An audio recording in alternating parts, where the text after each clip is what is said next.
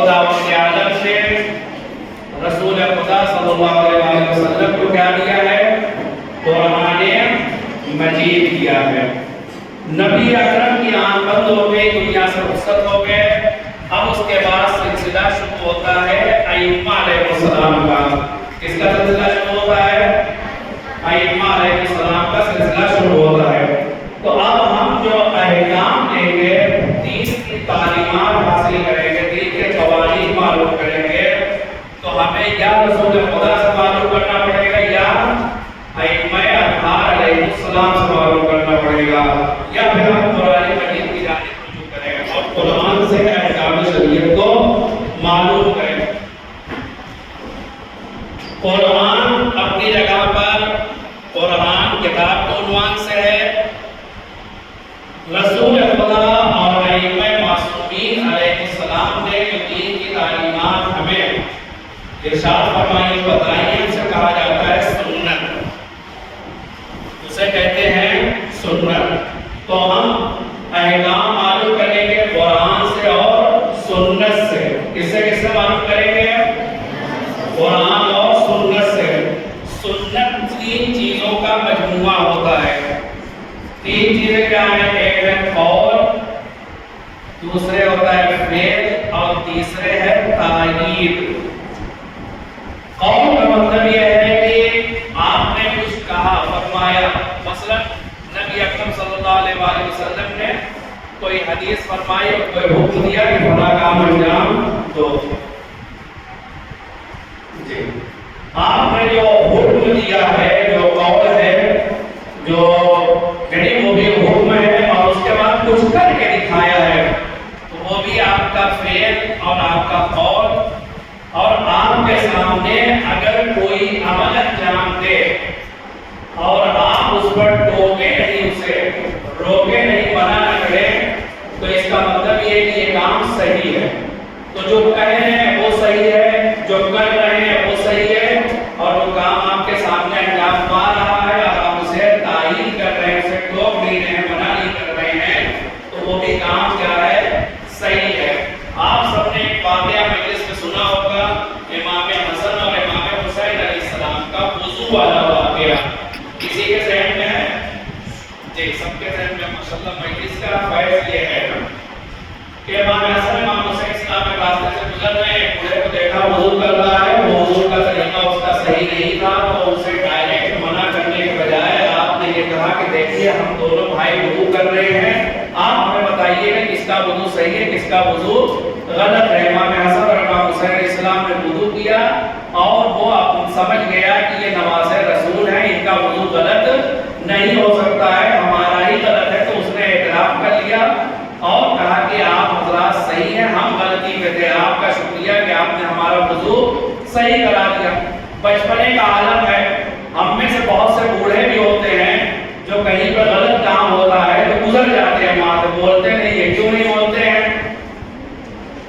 ڈرتے ہیں سماج اور معاشرے سے کہ لوگ کیا کہیں گے، کہ انہیں کو پڑی ہوئی ہے ٹوکنے اور روکنے کی۔ اور سب فرض کیجیے آپ تمام حضرات یہاں پر تشریف لائے، ہماری پاران، ہماری بزرگان، یہ خود پردے میں ہیں، لیکن ان کے سامنے کوئی اپنی ہی قوم کی، اپنے ہی مذہب کی کوئی بچی ہے جو بے پردہ ہے، کوئی خاتون ہے، عروس ہے، ان کے ساتھ میں بھی اتفاق سے، لیکن وہ اسے ٹوک نہیں ہے، نہ منع کر رہی ہے۔ اب اس کے بعد کیوں نہیں منع کر رہی ہے کہ کہیں گے دیکھیے بس کیا بتائیں، ذرا سا کلاس میں گئی نہیں کہ ان کے اوپر دین جو ہے وہ سوار ہو گیا، اب اس کو دیکھ کے ٹوکنا شروع کر دیا، روکنا شروع کر دیا، منع کرنا شروع کر دیا، پتہ نہیں کیا پڑھ لیا ہے۔ تو اس بات سے کہ کوئی تانا نہ دے، کوئی برا نہ کہے، ہم صحیح بات نہیں بتا سکتے ہیں لوگوں کو، لیکن ائمہ کی ذمہ داری، امام کی ذمہ داری یہ ہوتی ہے کہ وہ منع کریں اور روکیں اور ٹوکیں کہ تم یہ غلط کر رہے ہو۔ اگر نہیں روک رہے ہیں، نہیں ٹوک رہے، تو اس کا مطلب یہ کام صحیح ہے۔ تو ہمیں دین کے احکام معلوم ہوں گے کس سے؟ قرآن سے اور سنت سے۔ کہاں معلوم ہوں گے؟ قرآن سے اور سنت سے۔ قرآن کی جہاں پر بات ہے وہ یہ ہے کہ قرآن میں احکام تو بیان کیے گئے ہیں، لیکن وہ کلیات ہیں اور وہ مطلب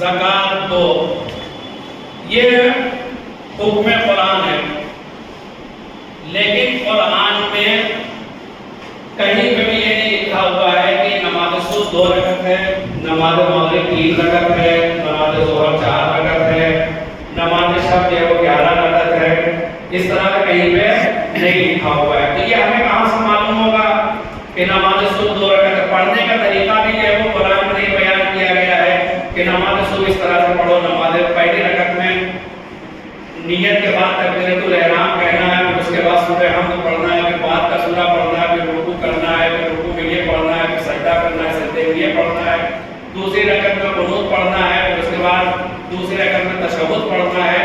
یہ قرآن مجید میں نہیں ہے، یہ ہمیں کہاں سے معلوم ہوگا؟ سنت سے معلوم ہوگا، یعنی نبی خدا کر کے دکھائیں یا ائمہ معصومین علیہ السلام بتائیں۔ تو یہ تمام احکام کس کی ذمہ داری تھی کہ قرآن کے تمام احکام کو جو پروردگار عالم کی جانب سے نازل ہوا ہے کلی طور پر، اسے رسول خدا صلی اللہ علیہ وسلم اور ائمہ اطہار علیہ السلام ہمیں بتائیں، اور انہوں نے بتا دیا ہے۔ انہوں نے وہ احکام کیا کیے ہیں؟ ہمیں بتا دیے ہیں۔ اب جو احکام انہوں نے بتائے ہیں، کیا وہ سارے احکام ہم تک پہنچ گئے ہیں؟ سوال یہ ہے کہ جو احکام ائمہ علیہ السلام نے ہمیں تعلیم فرمائے ہیں، کیا وہ سارے احکام ہم تک ویسے جیسے بیان کیے تو ویسے ہی پہنچے ہیں؟ تو جواب یہ ہے کہ نہیں پہنچے ہیں۔ سارے احکام جیسے انہوں نے بیان کیے تو ویسے نہیں پہنچے۔ تو اب ہماری ذمہ داری یہ بنتی ہے کہ ہم جائیں اور احکام کو تلاش کریں۔ کیا کریں؟ احکام کو تلاش کریں، کہاں کہاں سے؟ قرآن سے اور سنت سے احکام نکالیں، احکام کی جستجو کریں، انہیں ڈھونڈیں اور اس پر عمل کریں۔ اب یہاں پر آ کر اصل درس شروع ہوتا ہے کہ ہم احکام کو معلوم کرنے کے لیے یا مجتہد بنیں یا محتاط بنیں یا کیا کریں؟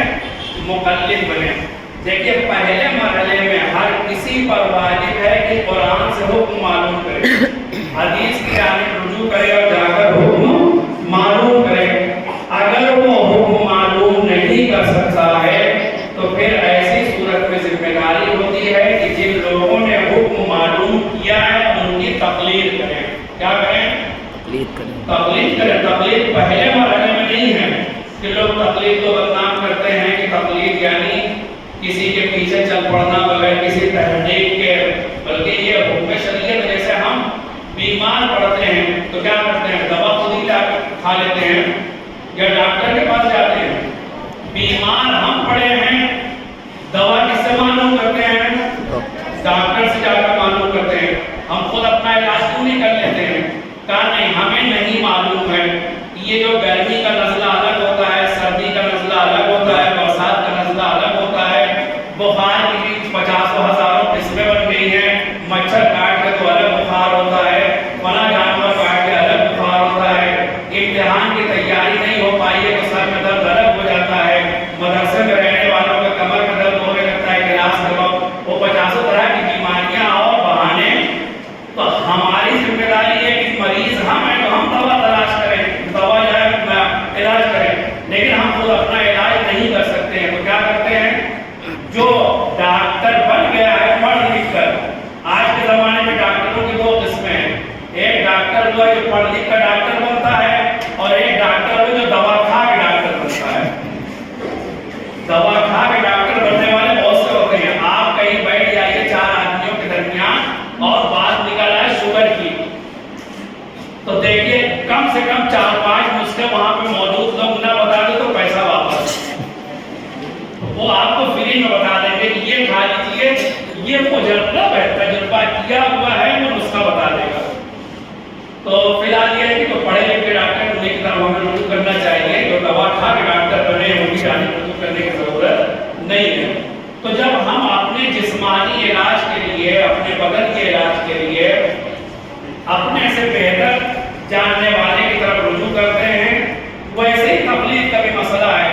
ہم خود قرآن سے حکم شریعت معلوم نہیں کر سکتے ہیں، لہذا ہم رجوع کرتے ہیں ایک ایسے آدمی کی جانب جس نے محنت کی ہے، مشقت کی ہے، اپنی عمر لگائی ہے، اپنی زندگی کا سرمایہ خرچ کیا ہے، قرآن سے اور سنت سے حکم حاصل کرنے پر اسے اصطلاح میں کہا جاتا ہے مجتہد۔ اسے کیا کہتے ہیں؟ مجتہد۔ اس بیچارے نے اجتہاد کیا ہے، یا اسے کہا جاتا ہے فقیہ۔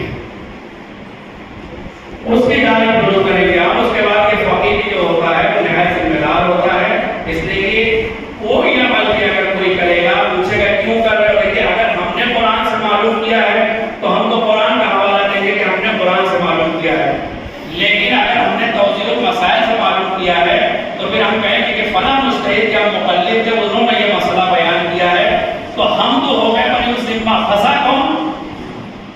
وہ فقیہ اور مجتہد پھنسے گا کہ آپ نے وہ مسئلہ کہاں سے بیان کیا تھا، آپ دلیل دیجئے۔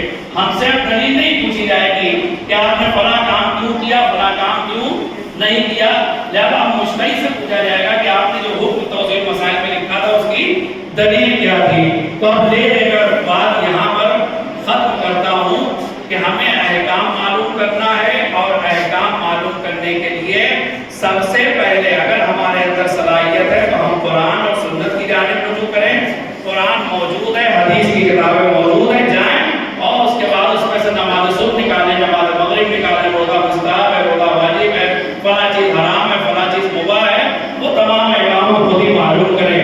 لیکن اگر ہمارے پاس اتنا ٹائم نہیں ہے اور ہمارے اندر اتنی صلاحیت نہیں ہے، ہمارے پاس وہ وسائل نہیں ہے کہ ہم مجتہد بن سکیں، تو پھر ہم یہ احتیاط پہ عمل کریں یا پھر تقلید کریں۔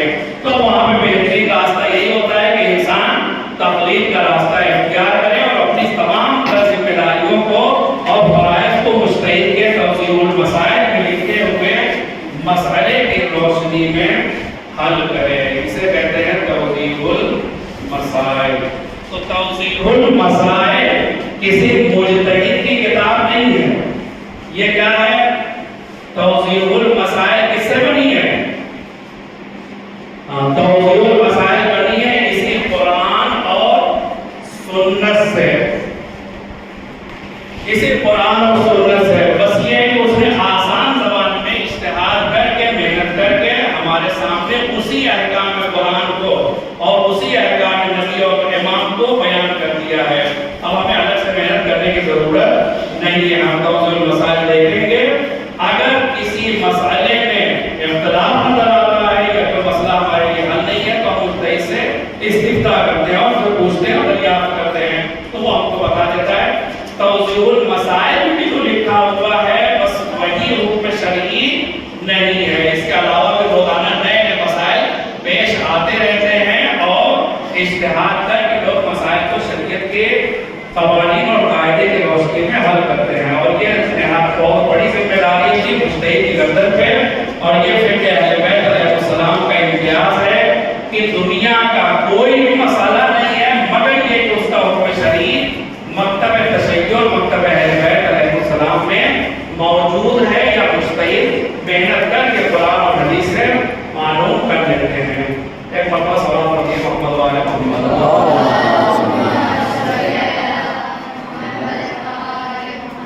کیونکہ ہم لیٹ آئے تھے اور آپ لوگ ٹائم سے آئے تھے، لہٰذا آپ لوگوں نے زیادہ وقت دیا، ہم اس کے شکر گزار ہیں اور اپنے لیٹ آنے کے معذرت خواہ ہیں۔ اب 10 منٹ آپ حضرت کے پاس ہے، اگر کچھ پوچھنا چاہیں تو آپ کی خدمت میں ہے۔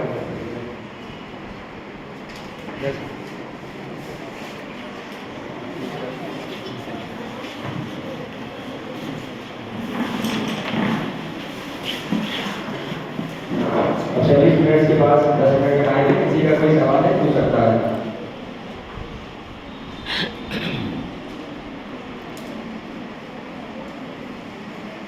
اگر آپ حضرات سوال نہیں کریں گے تو ہم ہی کر دیں گے۔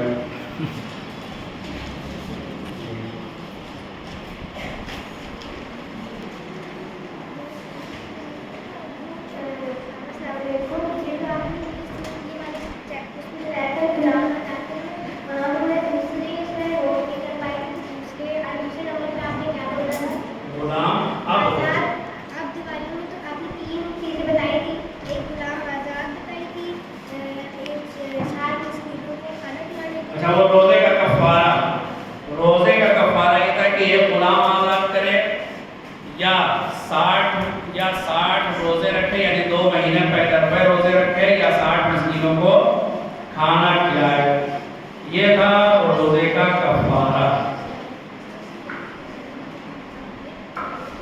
اس کفارے کو دیکھنے کے بعد آپ کے ذہن میں ایک سوال اور ایک اہمیت روزے کی آنی چاہیے کہ دیکھیں خداوند عالم نے ہر حکم میں کوئی نہ کوئی حکمت رکھی ہے اور کوئی نہ کوئی فائدہ رکھا ہے.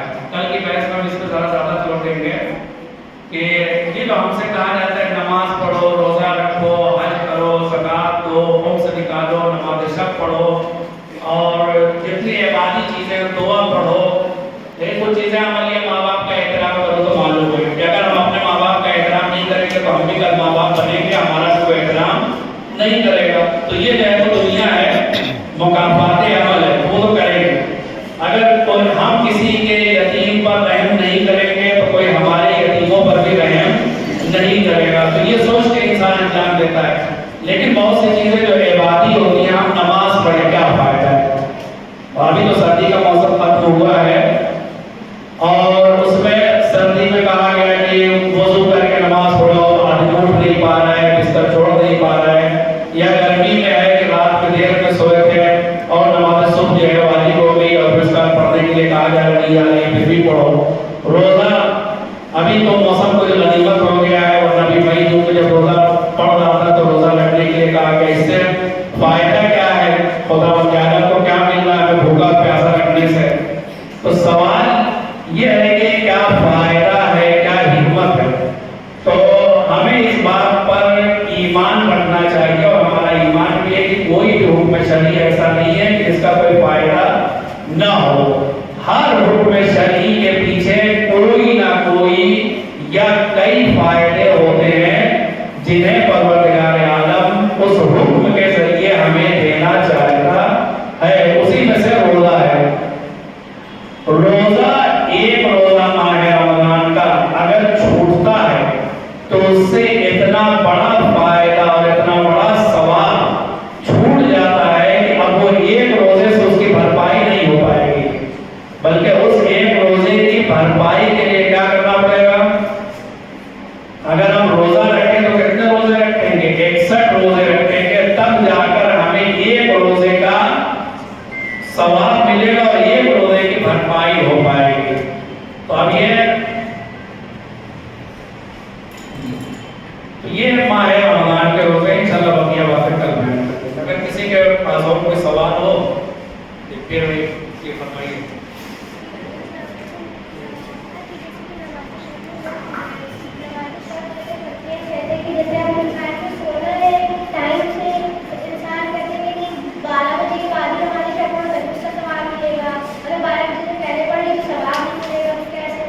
نہیں, ثواب کی بات یہ ہے کہ ہر چیز کا ایک وقت معین ہے اور 12 بجے کے بعد پڑھنے کا مطلب یہ ہے کہ نماز کچھ لوگ پہلے بھی پڑھ دیتے ہیں, لیکن اس میں جو طریقہ صحیح بتایا گیا ہے کہ اگر کوئی اور پہلے پڑھنا چاہتا ہے یعنی نصف شب سے پہلے یعنی آدھی رات سے پہلے اگر کوئی پڑھنا چاہتا ہے تو وہ پڑھ سکتا ہے, اسے نماز پڑھنے کا ثواب مل جائے گا.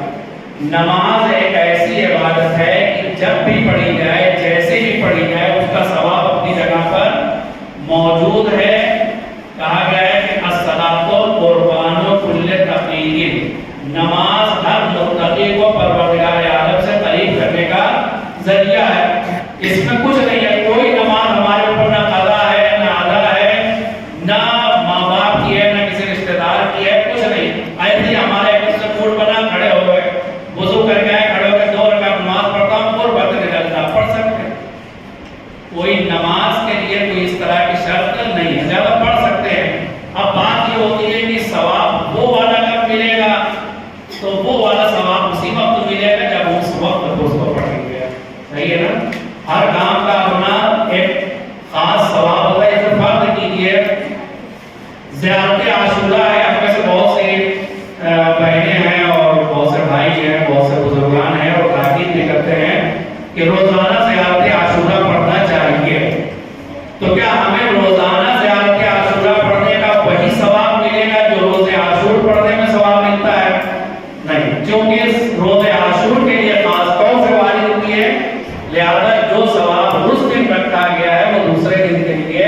नहीं, ये पढ़ने को आदमी कभी भी पढ़ सकता है। किसी और का कोई सवाल है?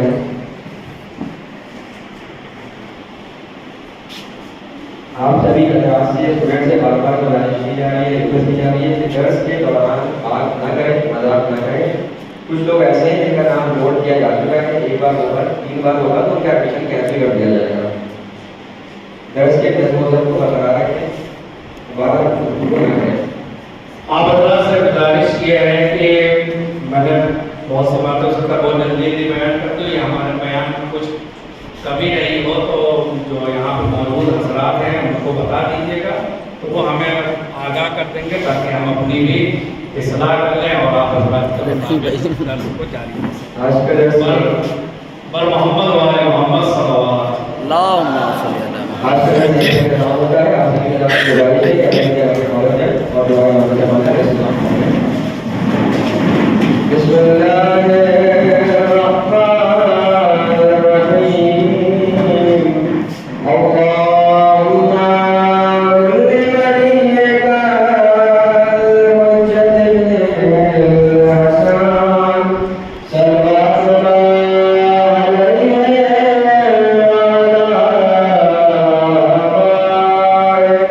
Viva